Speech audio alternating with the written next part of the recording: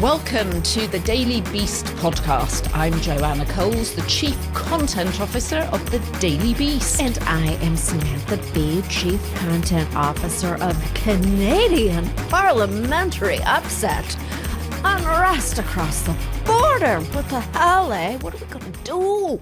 What are we going to do? Was that a Canadian accent? Every week at the Daily Beast podcast, Sam and I dish about the people and the stories that everyone's consumed by. And this week, we're talking about the end of one administration and the beginning of another.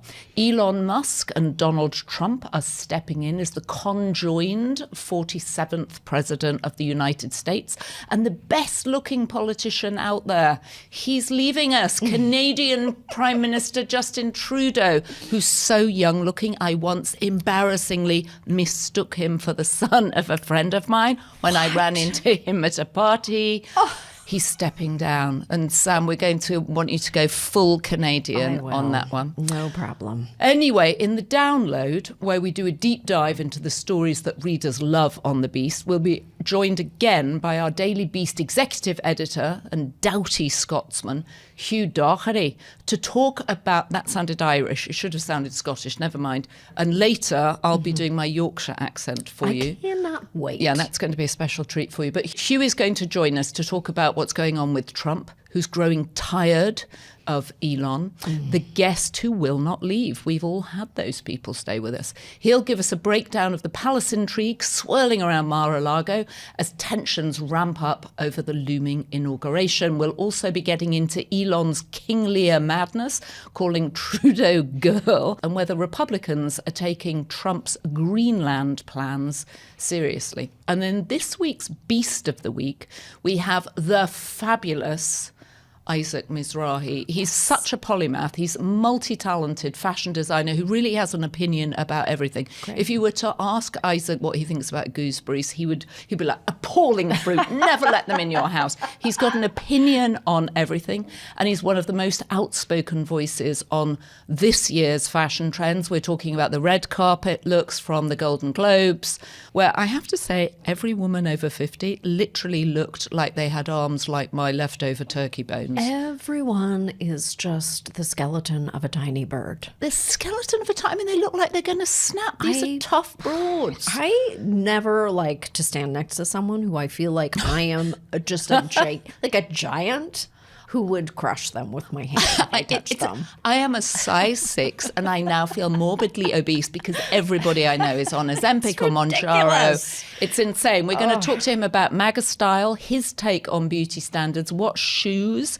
Sam and I should be wearing. You know him as the judge with Moi on Project Runway All-Stars, but he's also the chief designer of the eponymous Isaac Mizrahi brand and the subject of the Sundance-winning documentary Unzip. Mizrahi is a spunky Brooklynite with, as I said, something to say, even more than you, on everything. I need him to tell me what shoes I should be wearing for the next year. Yeah. Honestly, we need to know what shoes and what pants, because I can't do those baggy round things anymore. I can't do any more big pants. I need big pants to leave. I need pants to just normalize. We're recording this on Wednesday, a day after the crazy fires broke out in LA.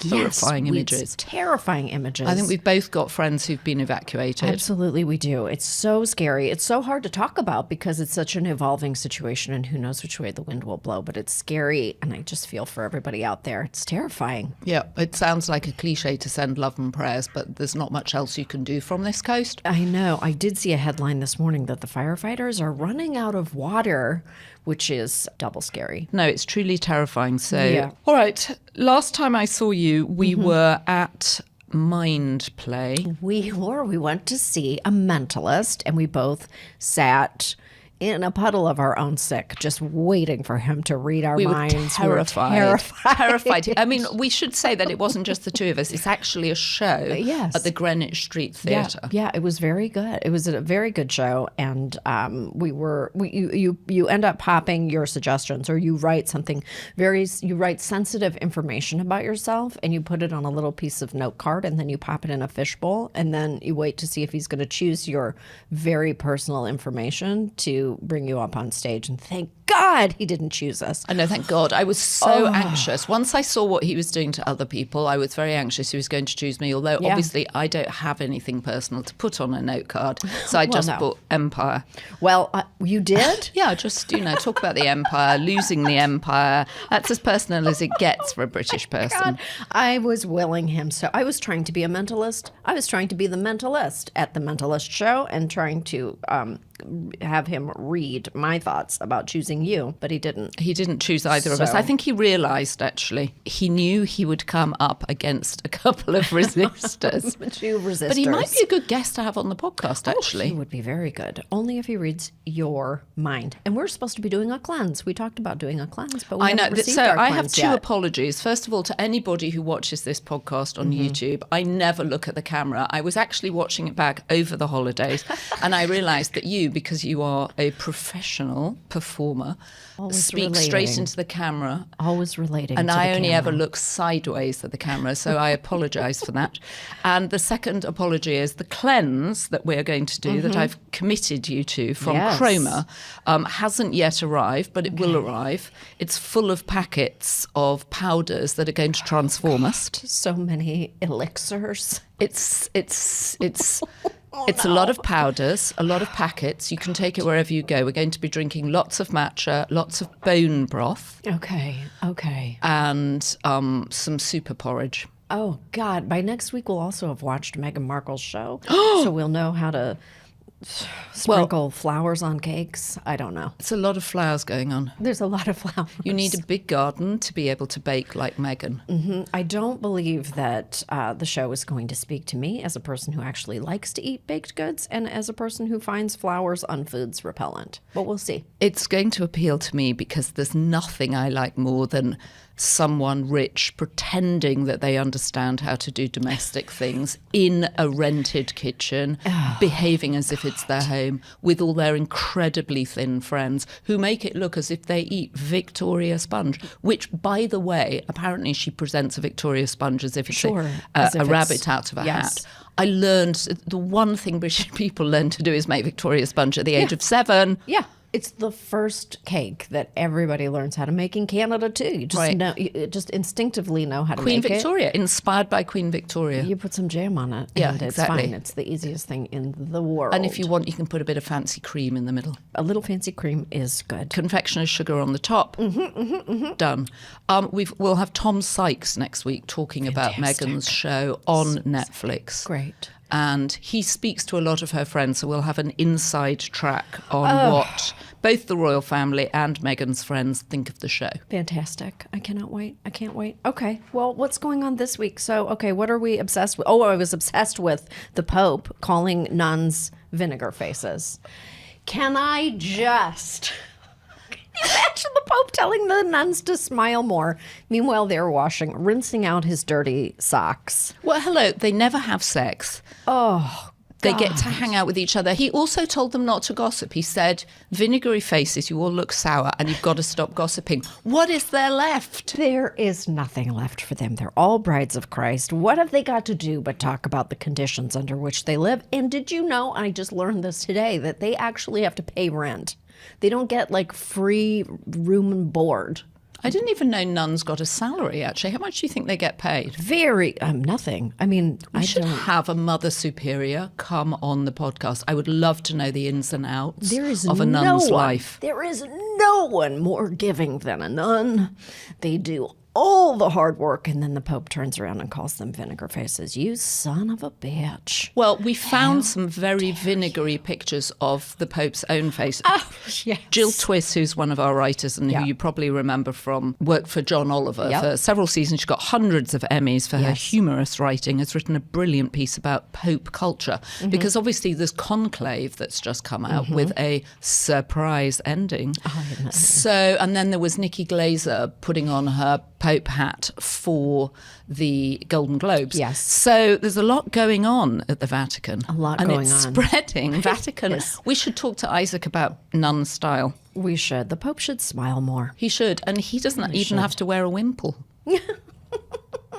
Did you watch the Golden Globes? I did watch the Golden Globes. Did you like them? Yes. I thought there was a central irony to Demi Moore winning for the substance. Yes. When it's hard to imagine anyone looking better at Demi Moore's age than she does, but she sort of also resembles what the substance is supposed to be skewering, which is older women's obsession with getting old and doing everything they can to stay young. It was so many layers of not understanding the content of the substance and acknowledging that nobody's taken home the message of the substance, right, while also honoring the substance. I felt very disconnected. Well, it was a sort of spiral of madness. It was a spiral of madness. And then, of course, the woman won for Baby Reindeer. Oh, please tell me. I am so excited. This woman hails from the same place as I do. Jessica Gunning. She was so good in Baby Reindeer. Baby Reindeer. Yeah, can you do me a Baby Reindeer? I can't. You have to do it because she hails from the land that you hail from. She does, but in the show she plays a Scottish person and her accent is so good. Everybody thought she was Scottish. Yeah. Baby Reindeer. Baby Reindeer. But what I loved was her acceptance speech. I totally related to it because she talked about, and I'm going to do a little bit in a Yorkshire accent. Okay. There's a video of me when I was little and I was about 8 years old. My mum and my dad got me an hamster for Christmas and they brought it out on this bin bag in a cage and they put it in the bin bag. Happy Christmas. I've got a very Yorkshire accent and I just kept saying, I can't believe this is happening to me. I can't believe it. And that's what she felt like when she was getting the Golden Globe. That is a Yorkshire accent. Your accent, your impression of her just now gave me chills. Well, you know I was channeling Jessica Gunning. She's a terrific actress. Wow, it made me as happy as when my parents gave me a hamster in a travel bag. Can I just say, I never had a hamster, but my sister did. Oh. We put it in the front porch where we had an unfortunate cold front and it appeared to have frozen and was in a coma. And my mother, in her brisk way, said, oh, goodness, we'll give it some brandy and see if it revives. She gave it a drop of brandy, whereupon it immediately revived and went roaring drunkenly round its cage. What? So we had a drunken hamster. Well, that is so funny, and we did not talk about this beforehand, but I had a gerbil who seized, and I don't know what happened, but my gerbil, my gerbil was on top of like a refrigerator, like a basement refrigerator, like a spare fridge, and he was on his back and his legs were stiff, and I was like, the gerbil's dead. His name was Pierpont. Okay, I was a creative pretentious child, and creative or pretentious. I gave Pierpont physical therapy, and he came back to life. What is it with our rodents reanimating? Well, it's possible you have healing hands. We both do. This is going to be a great year.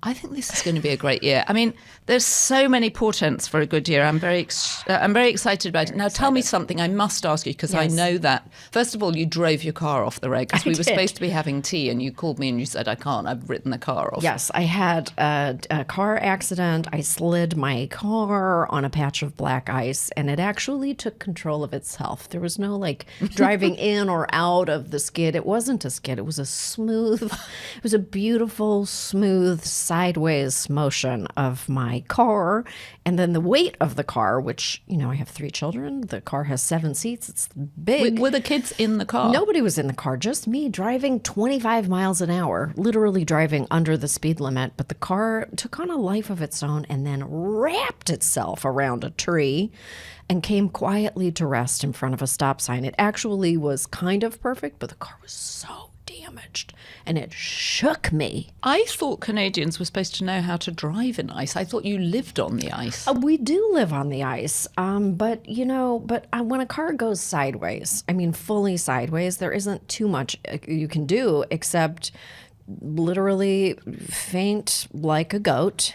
Your arms go stiff. You just go with the flow.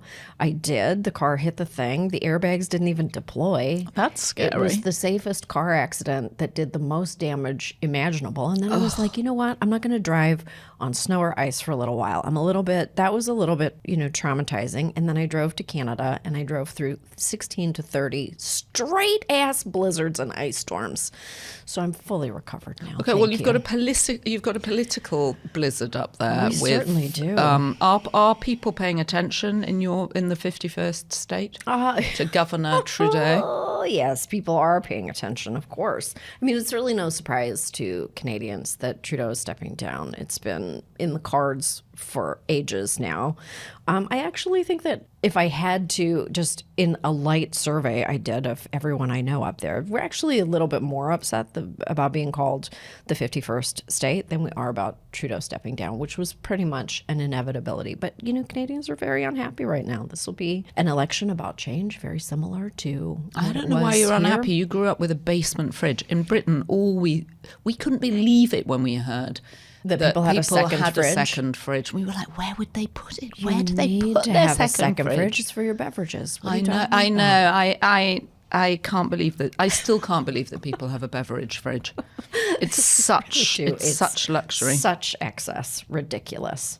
Okay, I'm excited about today's show. I am too, but I think we need to make some more money from it. So we're going to stop and have a quick break, some messages, and when we come back, we're going to be joined by Hugh Doherty, our executive editor, who is going to give us the Kremlinology coming out of Mar-a-Lago, where Elon is staying at the Banyan Cottage and has apparently overstayed his welcome. Oh my God, I can't wait. Okay, so we are joined now by my daily colleague, Hugh Doherty, the Daily Beast executive editor, to discuss Elon's new clingy behavior to to the other part of the presidency, Donald Trump. Yeah. Well, great to be with you. Great to be with you, Sam. There is so much to talk about with Elon. Where would you like to start? I think we should start at Banyan Cottage, which is where he's been staying, $2,000 a night on the premises of Mar-a-Lago. Right, he's checked in. He's been partying at Mar-a-Lago. The last time he was seen partying at Mar-a-Lago was on New Year's Eve, when he too was doing the YMCA with Trump, with Melania, and he brought X, his son, with him. He's been quieter since then in person, but he has been tweeting up a storm, and he is very much the co-president to critics. Now, Trump himself might be beginning to get a bit tired of this. There are some suggestions that he is not quite as keen on being around Elon as Elon is on being around him. And as you know, Sam, Joanna, it's only a few days until Trump is sworn in, and that seems like 4 years of drama to play out, but Elon is already getting a lot of questions around him from the MAGA fans. Is there a sense that after inauguration, that divide is going to make itself very known? Like, I feel like he's just biding his time till inauguration day, and then the separation will be more decisive. That's the big question that hangs over Elon, that hangs over Trump, and there are lots of theories. And if we're honest, there's very few facts. We know that they are hanging out. We know that they like each other. You might remember that Trump accidentally tweeted one of his DMs saying, "Where are you?" to Elon. That's right. And it appears to be very codependent behavior. Oh my God, I just picture him. He's like a bounce fabric softener sheet stuck on the back of that Brioni suit. So funny. That's a great description of him. And also, obviously, he X'd over the holidays that King Charles should fire the British Prime Minister, which the British Prime Minister initially ignored. In fact, the Labour Party was apparently put on lockdown to take no notice whatsoever of any antagonisms coming from Elon Musk, but now they can't avoid it because he's being so disruptive there. Right. And I saw that Keir Starmer said that he had crossed a line. And I just wonder, what does it mean that he crossed a line? It means absolutely nothing. It means absolutely nothing. Because what can they do? They're trying to ban X. But in reality, actually, it's quite difficult to do that. The only thing I think they can do is not rise to the bait. But the problem is he keeps promising to fund their opposition. Then he withdraws the funding. He's really fucking with everybody. Right. Elon Musk has become the avatar of what's happening inside Trump's world and a bit of what's happening inside his brain. And in some ways, he's like the id of MAGA at the moment. And he's stretching out across the world. He's tweeted about Britain. He's tweeted about Germany. And he is, of course, supportive, apparently, of taking over Canada and Greenland. And all of that is an indication of how important he is to working out what's going on inside the Trump presidency. But Sam, to your point, on the 20th, when Trump is sworn in, it's a whole new ballgame. Right. And Trump has around him aides and professional advisors who might take a different view of that. Right. And we've already seen with Susie Wiles, who's going to be his White House chief of staff and who was his campaign manager, a promise that there'll be no big egos and that there's only one boss. And how that works when there seem to be two bosses is anybody's guess. What is the MAGA world's take on Elon Musk right now? Because there have been disturbances in the force, for sure, especially regarding immigrant visas, because he's got such a, you know. Well, we'll all remember when we were writing the history of MAGA that there was a civil war over Christmas and New Year. Yeah. And it seems to have died down for a few days. Okay. But that's not to say it can't come back again, because there's a real fracture here. He's living at Banyan Cottage, but the real opposition inside MAGA isn't Banyan, it's Bannon. Mm-hmm. And Steve Bannon, who is an amazingly talented polemicist, is somebody whose podcast the MAGA base listen to relentlessly. Right. And on that podcast, he has gone after Elon Musk day after day after day with the kind of colourful threats that he used before the January the 6th insurrection 4 years ago.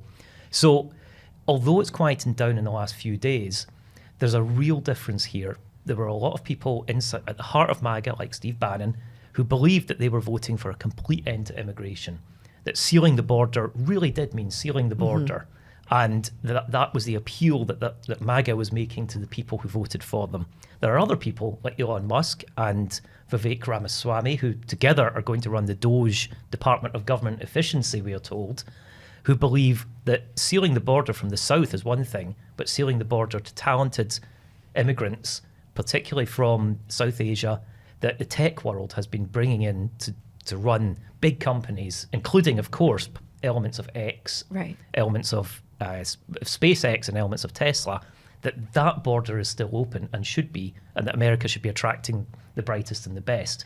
And that's a real fracture that we really don't know where Trump's going to come down on this. I think it's such a weird thing to put Elon in charge of essentially government efficiency. Here is an extraordinarily interesting thinker who's created or run and developed extraordinary game-changing companies. Why on earth don't they give him his own department of like thinking different, use the Apple phrase, and have him work on entrepreneurialism and have him work on big thinking, bringing new ideas to really tough problems. Instead of putting him in the Doge thing, which I know started as a joke because of the crypto coin, but actually harnessing his genius. Instead, you've got him behaving like a child on Twitter, which is totally depressing. He could be harnessed, if he was managed properly, to bring extraordinary great things to America. I mean, the idea of reinventing America with some of the best minds in Silicon Valley is, I think, super exciting. It's so hard for me to hear you talk about him like he's a genius with great ideas anymore. I think he's I think he's like gone off half-cocked. He's had good ideas in the past, but now he's a rich madman and lunatic. But he's been a rich guy for a long time. I don't think that's it. I mean, Seth Abramson, one of his biographers, says he thinks he's having a mental breakdown brought on by too much microdosing. We know he does microdose. Mm-hmm. I've certainly talked to people who've microdosed with him. But I do think that he brings an extraordinary range of intelligence that we would be lucky to have applied to the problems in America, just unfortunately probably not with Donald Trump. And he's as famous as Donald Trump, which is hard to be, frankly. So you've got two extraordinary clashing egos. I just don't think he has good ideas anymore. I really just don't. I think the good idea reservoir is dry, now we are in bad idea I think land. People like that always have good ideas. I mean, look at what he's done. Starlink, the Boring Company, Tesla, SpaceX.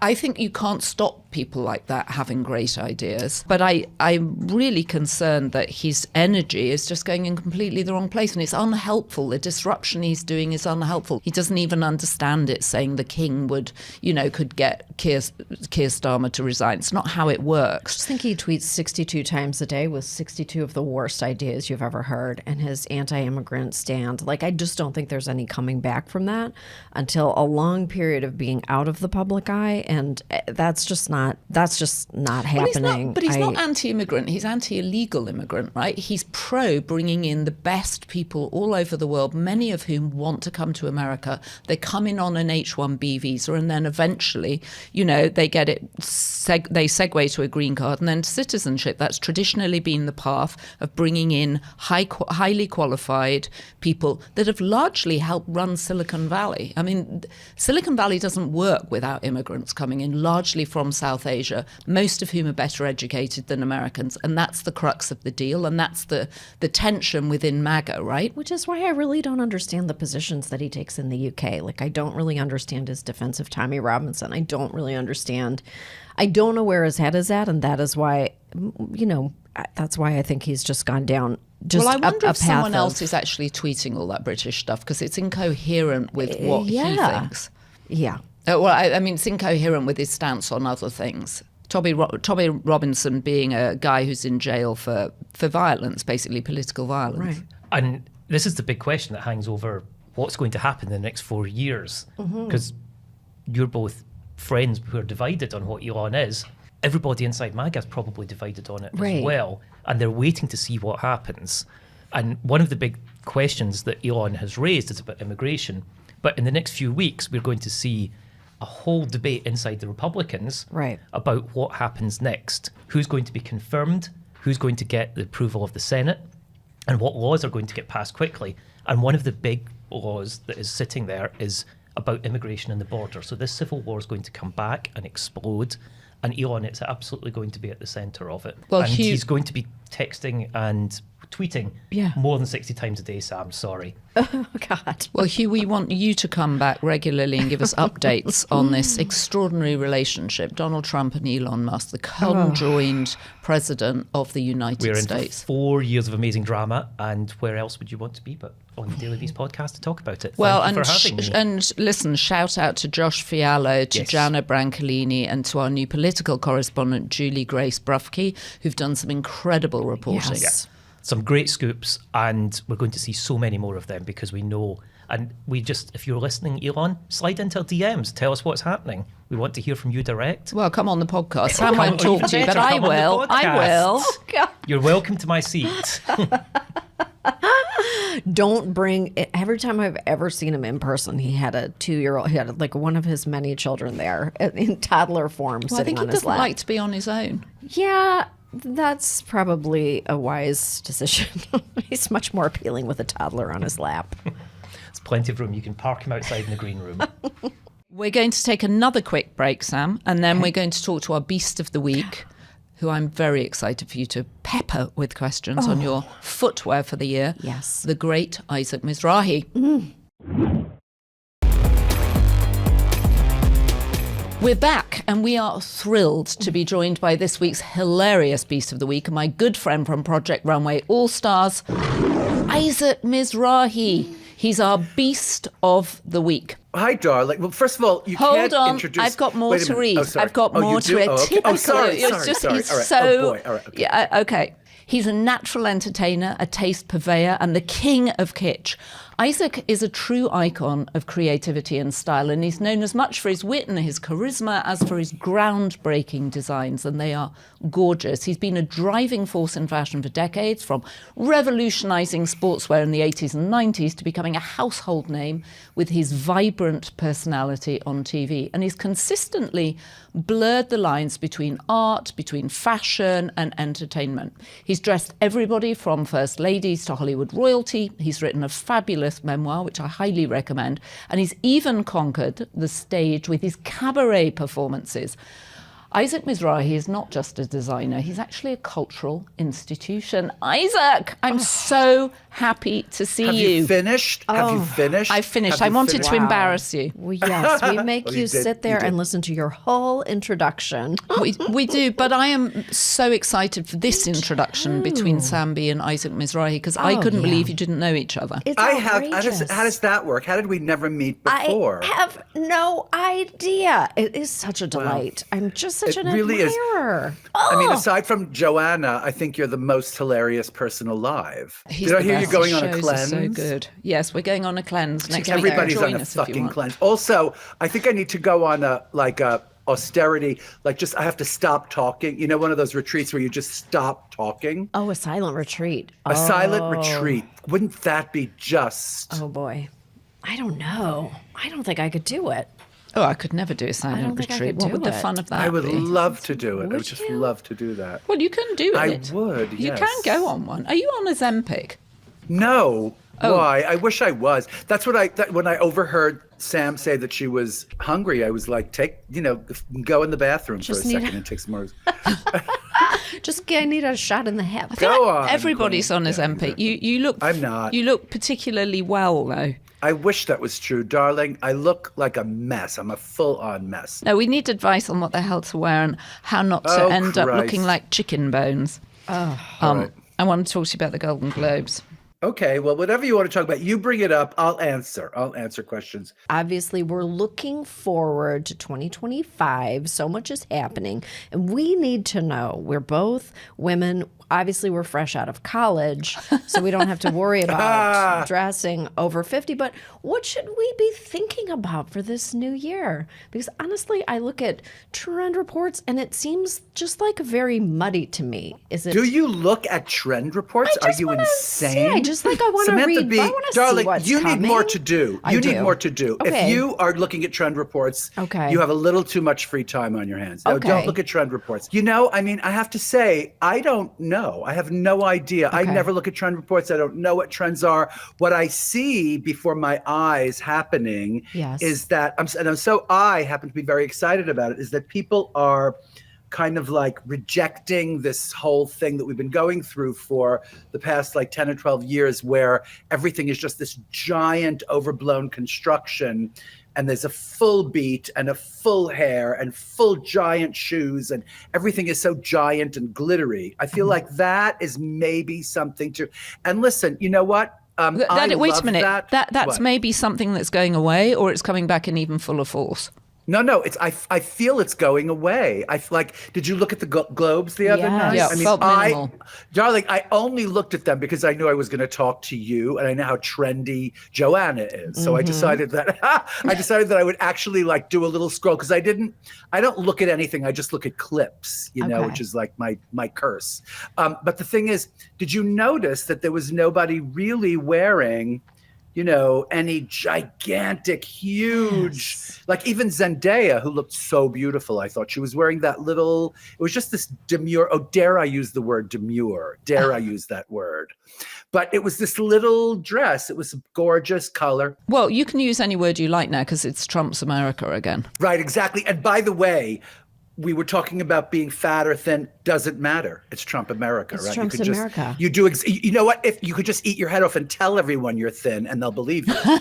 I was Seriously. kind That's of- a good idea. I was wondering if in Trump's America, we're going to forego really oversized pants. I feel like in Trump's America, you can't wear huge pants anymore. I feel like the silhouette is going to get narrower and narrower. Do we all have to start? Wow. Look, can we talk about MAGA women and MAGA style? Must we? You know what? Here's the scary thing. I guess we have to talk about them because it's going to happen whether we like it or not. And I will say a really creepy thing. I was having lunch with this friend of mine, and he was saying, I hope they succeed. He's definitely a Democrat. This person did not vote that way, right? Mm-hmm. I can't even say the word. He did not vote that way, right? That way. But he said, I hope they succeed. And I thought, succeed at what? He said, everything was so broken. I'm like, darling, they broke it. They're going to succeed at breaking it further. They're going to succeed at and now how scary is it? Darlings, how scary is it that there's not going to be any fact checking anymore? It's all going to be, that we're going the other way. Like everybody's so concerned. Sacha Baron Cohen is concerned that there's no fact checking anymore. Well, darling, that amazing speech he made, wherever that was 5 years ago at Oxford or something. And now forget about it. There's not going to be anything left of the truth. There's going to be no truth. So what does that look like in fashion? No truth. None. Right. So what does that look like? Right. What does it look like? Yeah, what does it look like? A lot of Can we face work. Yeah, what does it look like? I don't know. I mean, I have to say, what I notice about oh my God, the first lady again, Yes. Melania, right? What she looks like to me is someone who has like 1 million people around her and she gets ready every day. She's like terrified by her position, and she has all these people around her kind of putting her together just to stand there for 5 seconds so she can look a certain way. You know what I mean? She looks like something. Whereas, you know, Michelle Obama just woke up. She was ready, honey. She never had to get ready because she was ready. Right, you know? right. And there's a difference. I feel like that's what I'm noticing coming in more into fashion. Like, you know, Tilda Swinton, she barely got dressed to come on. That was so great. She was wearing a little Chanel jacket, right, on the Globes, right? And I felt like it looked very fresh to be kind of underdone and healthy and sort of, I don't know. What did you think of how Nicole Kidman and Demi Moore showed up? Because they're both beautiful women, but they're supposed to be representing sort of strong women in their 50s. And I literally thought I could snap their arms by snapping my fingers. This kind of like fragile body, just this like parched, like almost just like filaments, like tiny little gossamer people. I would love for us to restore kind of like healthy bodies and comfortable clothing that looks good, like things that look good on people. I think it's interesting that you brought our attention to people just looking kind of beautiful. Relaxed. It looks like it's relaxed. It looks much more relaxed. And you know, you can be relaxed if you're extremely skinny. You can. I mean, I don't know how that happens. I don't know how you relax, but you can relax without eating something delicious, I guess, you know? And so I don't want to body shame in the other direction and go like, oh, it looks too skinny to me. I'm not going to name names, but it does. It just looks a little bit skinny. And you wonder like what it is that kind of makes that happen. You go, well, who's looking at that? Who's gazing at that and going, oh yeah, that looks right, you know? And I will say there was a time in my life as a fashion designer when, you know, the whole thing was about looking like a model on drugs who's just about to overdose and they're so skinny. I forgot, it was called heroin chic. Heroin chic. Yes. Yep. And it looks like that's kind of making this weird comeback. And I don't like that. I have to say that I really just think is terrible. Well, it also feels like it's minimizing women. As women get stronger in the culture and are taking on more roles, somehow they have to look thinner and physically smaller, take up less space. Physically weak, take up less space. Okay, wait a minute. Can I just make one little note? Yes. The names you named, Nicole Kidman and the wonderful Demi Moore, right? Look at their age. They're not the youngest creature. You know, it's like the younger girls don't give a shit darling, they are big and small and little and tall and short, and they don't give a shit. I mean, have you noticed? This is what I think is so divine about this kind of generation and what they look like, you know? And I think I love it because it, like you said, it is empowering of the individual, you know? Right. And the more you speak, I was like, I don't even know if we want to even talk about like women or something. You know, I remember the Barbie movie last year, like, or look at Wicked or something. It's like, really, women? Come on. Like, I feel like, is there really a difference if we keep talking about women and how they're shrinking or how they're losing power or gaining power? We're going to like proliferate that. So I feel like we ought to speak about culturally what the hell is going on. And, you know, to use the word to generalize and say all women are going through this or all women are going through that, that doesn't work anymore unless it's Wicked or unless it's Barbie, you know? And I feel like when I saw the Barbie movie last, I was like, are you kidding? Are women do they still need this kind of, what's the word? I guess, you know, yes, as the answer to that question is yes, as our reproductive rights get questioned, as all this stuff happens, the answer is yes, we keep needing to look at that. But I'm not sure we need to categorize and go, oh, are they getting skinnier? Are they getting fatter? I don't know if we need to, what's the word, to scrutinize. I think scrutiny is like, for women, I don't need to scrutinize women anymore. What I need to do is maybe change legislation, right? Like that, more than fashion, what needs to change is legislation, you know? And then maybe women will have equal rights. Maybe then it will be something that So oh God, I'm sorry. I didn't mean to be what- so no, broad. what and I'm just No, receiving. but Saving. how does this help me in terms of what shoes I wear? Because you just, I think the message Well, did you see my latest Instagram post, darling? You wear flip-flops is what you wear. I can't wear flip-flops. Can It's you not imagine Joanna practical. Coles in I'm never wearing flip-flops? flip-flops, especially on said by a man who drives around in the chicest car I've ever been in my life. Wait a Who's minute, never been on the subway in his life. I am not Wait. wearing flip-flops in this temperature on the subway, my No, friend. not in this temperature. No, but I mean, or a combat boot, or like a tennis shoe, or some. You know, I feel like the thing you have to keep in mind when you're picking out shoes. You know, not every giant fancy shoe is the enemy.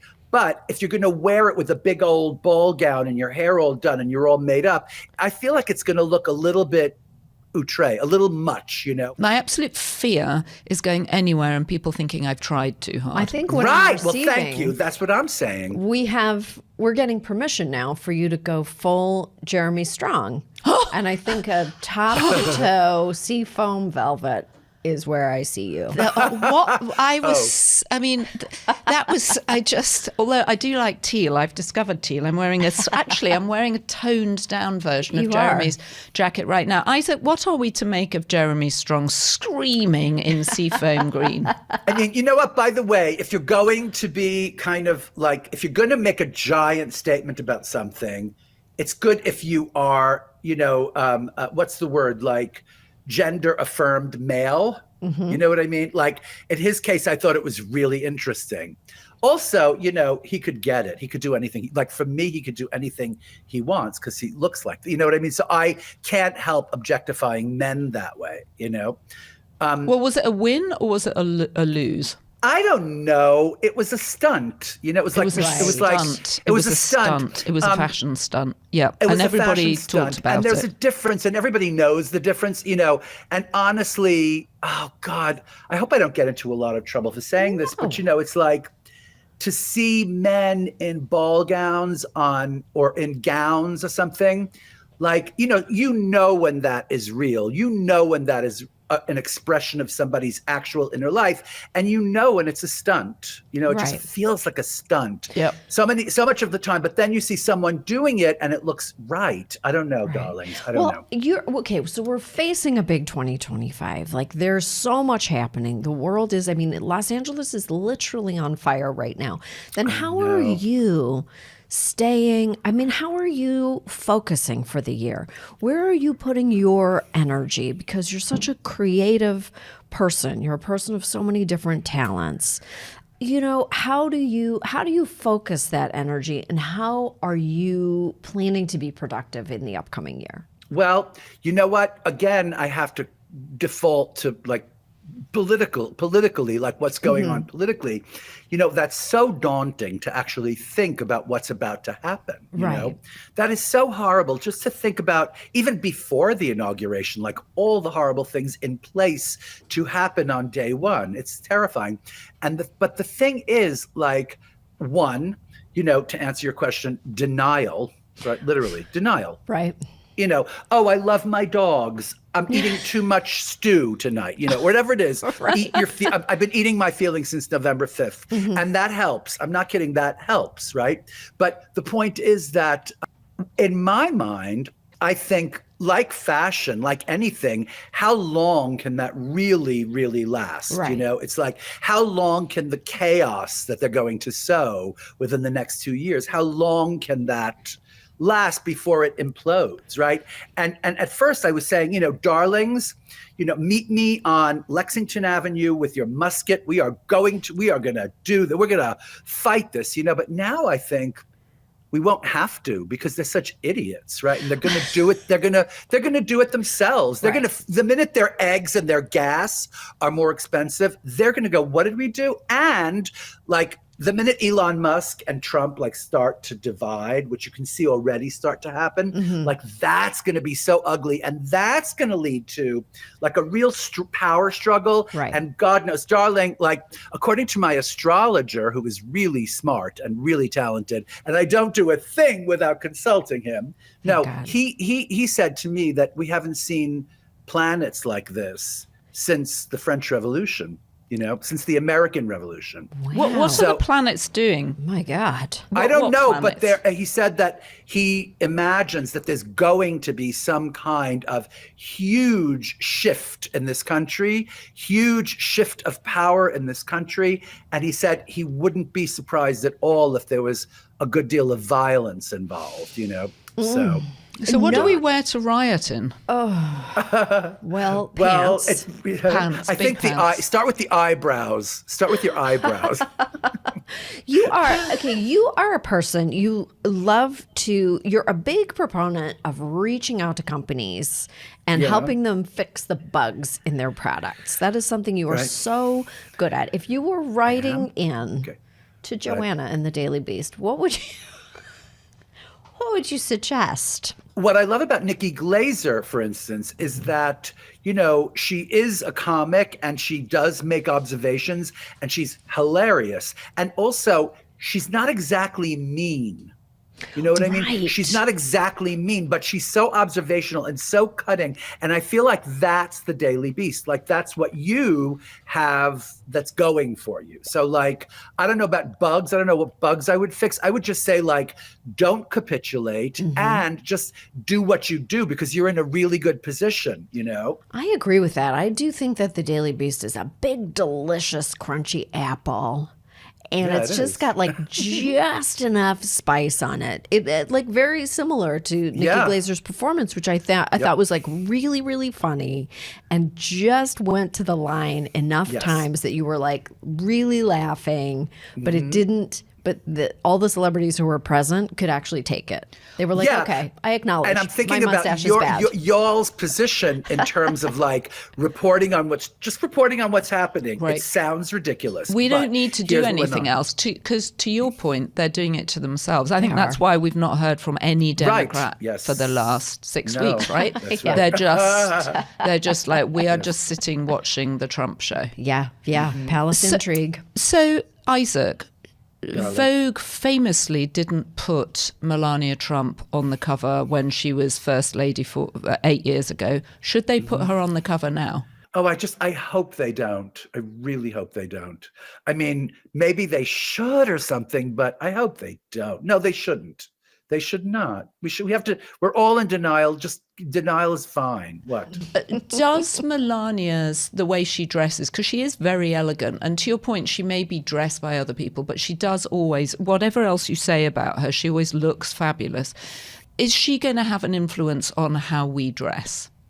Let's go back for a minute because I don't think she looks that fabulous. I think she looks sort of artificially, she looks like she hasn't sat down between the time they dressed her and the time she needed to take the picture, right? She does not inhabit her clothes, that woman. I guess there could be worse things, but to me, she doesn't really inhabit clothes. She stands there in them. She stands in them, Right. She's a model. I swear, She's I don't know. modeling. Has there ever been a picture of her seated, right?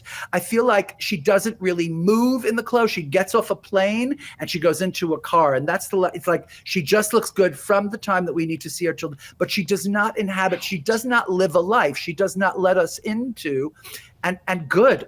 Honestly, I have no interest in her further maybe than looking at her coming off a plane and going into a car. It's such an interesting perspective. So she's very styled, but not organically stylish.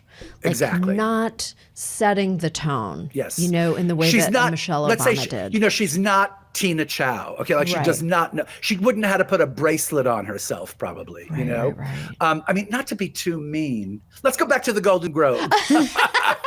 I think it's I interesting love that Selena she's Gomez. still a model, I love, isn't she? I don't know, but go on. So, I'm trying to think of things I love as opposed to like, well, going on, if you were styling Melania for the inauguration, what would you put her in?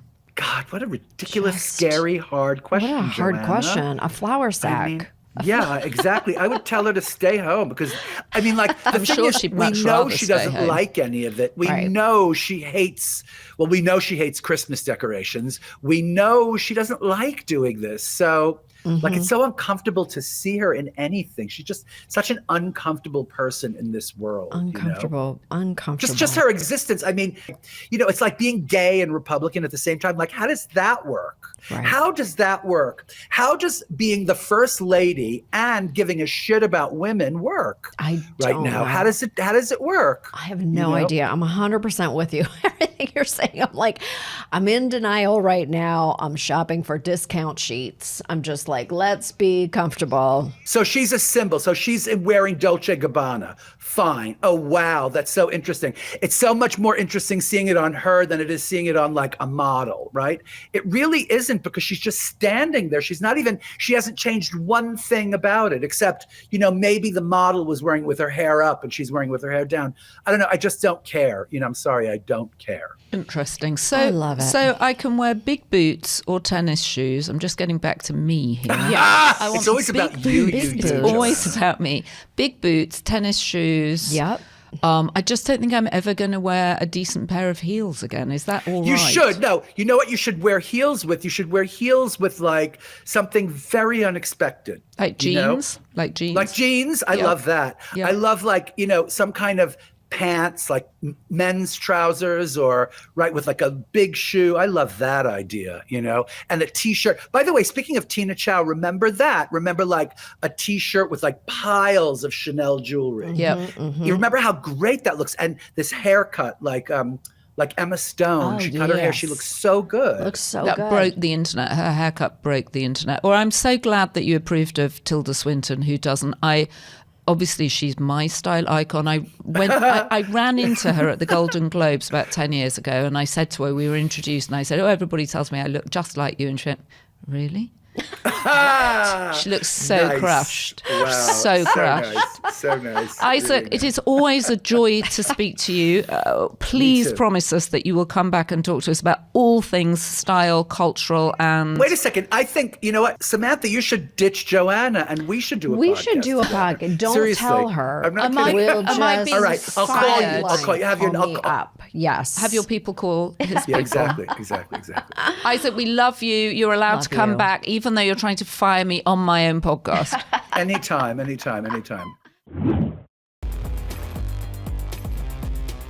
I'm so glad he raised his astrologer. I am so glad too. That is just something I've never spoken with an astrologer in all my life. I think but we now I want should. to. I think we should find out who his astrologer is, and we should have them come on the pod and read our years. 100%. Can we do that? Oh, can we? We must. Do you know when you were born? You need your birth date of the Yes. time of birth. I do have it. I have it on a little card with the cutest little baby picture. Sweet. Okay.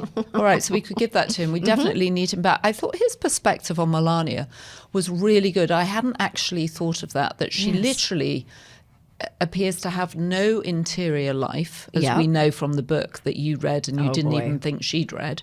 That's right. And she is just like a cutout of a first lady. Like a dress-up doll. Yes. Like stylish, but in no way a style icon. I thought that was a really fresh perspective. I had never really thought about it that way, which is probably why we feel disconnected from her also, because she is not comfortable in that position, in her own skin, speaking publicly. Like, it's apparent. You feel it. And according to Anthony Scaramucci, she hates Donald Trump. Yes. Well, you feel that. I mean, we're all reading the tea leaves on that. You can see it from the way that they look at each other. They don't even live in the same state. I know, be careful what you wish for. She's first lady. Again, she must My be the God. most reluctant first lady. Most reluctant. Oh, boy. If you enjoyed this episode, please subscribe, comment, and share it with everyone you know. And we're going to go back to the comment well, because it was so much fun. So fun. Keep sending us your emails, beastpod@thedailybeast.com. If you listen to our last episode, you will know that we do read them. We read them. Even if they hurt us. Well, if they hurt us, we don't want to encourage hurtful No, ones, but we you know we what do love it. happens. And we might even begin to have T-shirts for the best Stop it. Daily Beast T-shirt. Sam, this is the first one. It's for you. It's for you. I love it so much. much. I'm going to wear it with like 1,000 Chanel pearl necklaces. And You're make it welcome. Very chic. Thank you. You're welcome. And a Valentino skirt. Was it?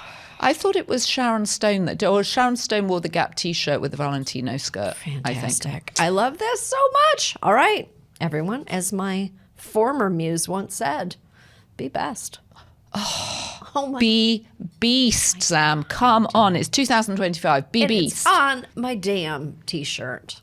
This is so cute. I love it so much. The podcast is produced by Sarah Demonkoff, Svea Baron-Reinstein, Jesse Cannon, and Seamus Calder. Additional writing by Sasha Seinfeld, edited by Deanna Chapman, and engineered this week by James Van Korf. I'm going to wear it every moment from now until next week's recording. I want to get you a full ball skirt to wear it with. I have one by Jill Sander. It's beautiful, painted, hand-painted skirt. I'm going to bring it in for you. Thank you. And I'll Needs to be worn with a T-shirt. A T-shirt and a tiara. And lots of jewels. And combat boots. And combat boots. It's so cute. I love it.